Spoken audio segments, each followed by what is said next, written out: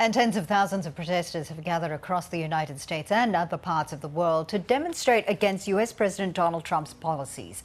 The hands-off rallies, as they're known, voiced opposition to President Trump's plans to downsize the U.S. government, reshape human rights, and his handling of economic issues. Marches also took place in Britain, Canada, France, Germany, Mexico, as well as Portugal.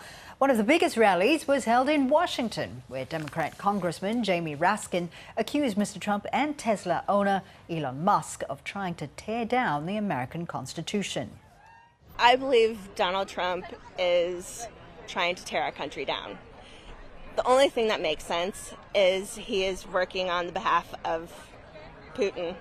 I mean, that's the only thing that makes sense. I mean, the things that he's doing is not trying to make America better.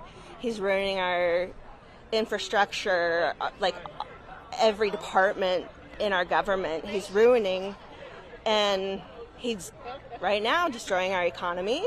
He's taken away all of our allies. We're a pariah in the world, and Congress sits back and does nothing, and we have to stand up and take our country back.